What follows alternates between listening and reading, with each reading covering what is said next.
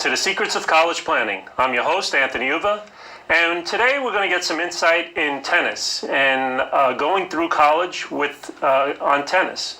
So my guest today is Michelle Bilama, and she's the program director for the NJTL of Trenton and an entrepreneur. So welcome to the show. Thank you very much. I'm glad to be here. Yeah, no problem. So usually I start my guests where they went to college. So where'd you go to school? Drew University in Madison, New Jersey. Ah, okay, good. So let's go back in time and go back into high school. Okay. So when you were in high school, when did you start thinking about tennis and going to college to play tennis? Was it freshman year, senior year? I actually started thinking about college overall during my sophomore year of high school. I actually came from another country, so it was a different experience.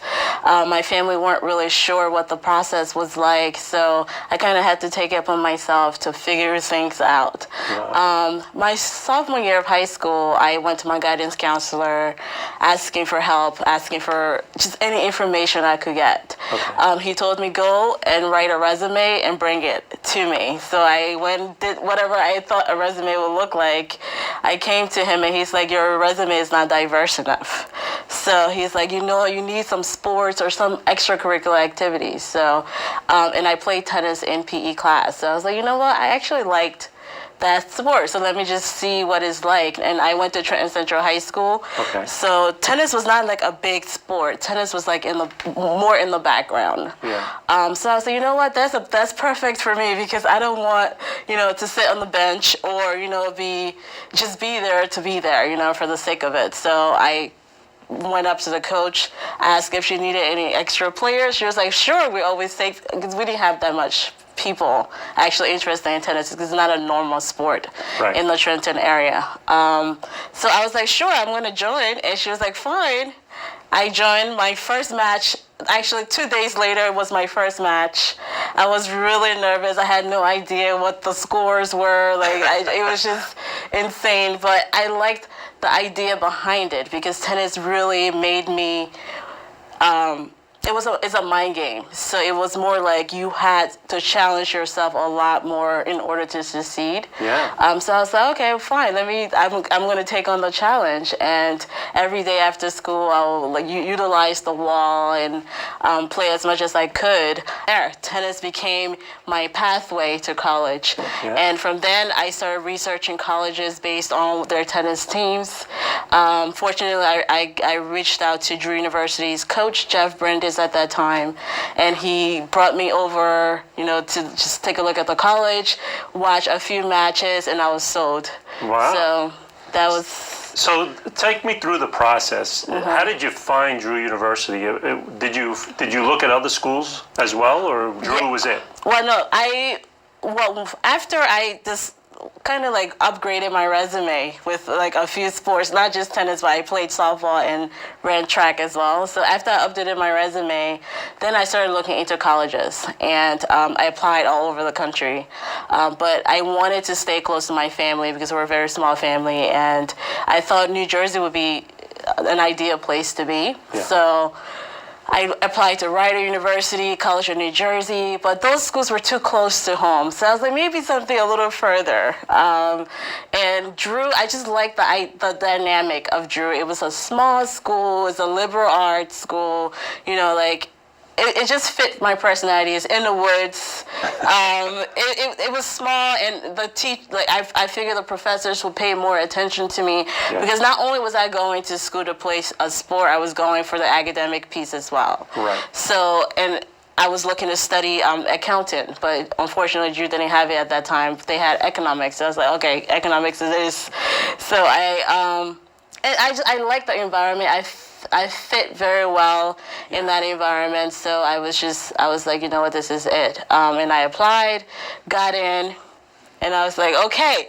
But the next step was, how do I pay for Drew? And Drew Yeah. was a $55,000 school at that time. So I was just like, okay, I need to do everything I can because my family couldn't afford Sure.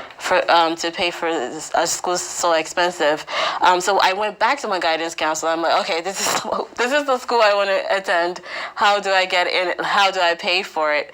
And he brought a big pile of applications, like college scholarships, and I filled all of them out. I wrote one good essay and edited all those that one essay to fit all of those scholarships. Oh my Applied God. to 100 organizations. I got about 51 scholarships back. Wow. And it helped me pay for my first year of Drew. And then on and on, as I played tennis, my financial aid packet became a little larger, Right. and those ongoing scholarships just like helped me really sustain myself at Drew. So now you're at Drew University and you're starting to play tennis there at Drew. How is the money factoring in with your parents and the school? You said 51,000 maybe? 55 at that time. 55,000, but how much did you get out of all those applications that you filled out? So the 51 scholarships I received were, say, 2,000, 3,000, 4,000, but they all added up. Okay. Some of them were from extracurricular activities I did, and they will get permanent student scholarship Right. when you're done with that program. So I had, as they accumulated, it fit for 1 year. Oh, okay. So but- it was enough where your parents didn't have to pay too much that first year. Right. Well, my parents didn't pay anything at all because I knew they couldn't afford it. And so either I could do that or I could settle for a lower school that it was closer to my home. And Right. it wasn't what I wanted. So I had to do anything I could Gotcha. to get to a school that I really wanted to be at. So those scholarships helped me the first year. Okay. But then the second year came in more financial aid. I spoke to the admissions office at Drew more, Okay. and my financial situation was not great. So as a minority, it was easier to get more scholarships. Not only that, but grants, in-state grants. The fact that I went to a school in New Jersey helped Right. a lot. And I just made my way from there. And I got associated with more organizations, like the NJTL helped me sometimes through when I wasn't able to pay certain amount, I would Yeah. reach out to the NJTL. And so that's it's just great. working your way through. You just got to find a way to Yeah. make it happen. So 4 years? Did you go 4 years there? I went 4 years, yes. Okay. So now you're playing tennis there. What's the process of tennis there? You get to school when? Is it June, July? Is it September? When does tennis start at Drew University? Well, Drew University is a D3 school, and our conference is usually, our main conference is in the spring. Okay. So when I got to Drew at that time, our conference was in the fall. So it kind of switched 1 year after I was there. Okay. But basically right now, the system is you apply, you get in. So you come to school September just like any other student. Okay. We do have like a introductory process where we introduce everyone and we have like a team dinner or something like that. And the process is basically you practice throughout the fall. We have some non-conference matches in the fall, and then our spring is the main season. So spring starts around March. Okay. Practices from September to November. We have winter break. And then we come back in February, start practices again, and then March, our main season start. Okay, and then March until when? It goes until March until May, May. depending on if you're consistent in your conference. So if you're winning a lot of matches, you go into the end of May. Okay.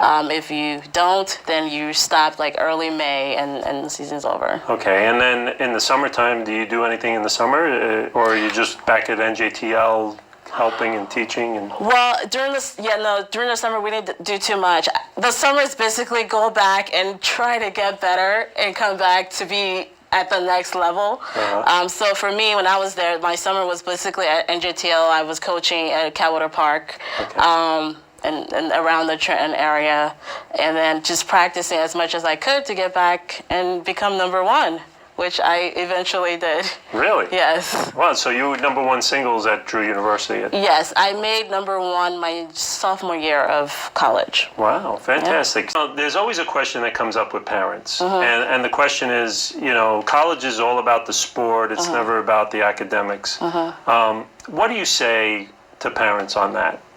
Well, first of all, every parent has to sit with their children or child and kind of talk about their options. So one conversation, I will suggest your child's sophomore year is when you start talking about college. Start giving them information on what the process is like. Yeah. For those parents who are not aware of the college process, like my parents weren't, I will reach out to a guidance counselor, an after-school program coordinator, an extracurriculum coordinator, anyone who might have information on the college process, I will reach out to and just familiarize myself with the situation. And then decide whether college is right for your child or not. Right. Because in this day and age, college is becoming more expensive than we will hope. And you don't want to waste money and waste time. Right. So the first process would be have a conversation. Second is start reaching out to those coaches if your child is real athlete, if your child is interested in sports. Start reaching out to those coaches. You might not have too much information at that time because coaches are looking for juniors and seniors, right. But they will take you in and they will give you as much as they can give you at that time because right. You're not in the running yet. Yeah. And then finance is a big thing too. So see where your financial situation fits, right. And where your child can possibly go for at a reasonable price. So now, when you're at college, though, is it all about tennis, or do they allocate time for studying and doing that kind of stuff? Well, it depends on what kind of college you're in. So if you're at a D1 school, 60% of your time is spent with your sport. Okay. D2, pretty much probably 45.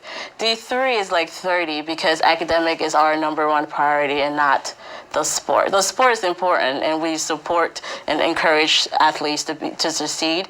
But your academics, at the end of the day, we know you would like to do something related to the business or whatever other right. field that is and not pursuing tennis as a career. And don't get me wrong, there are some high-level D3 schools where students go on and become professional players. But if that's not the child's goal, as coaches, we focus on your education as much as we focus on your athleticism. Okay.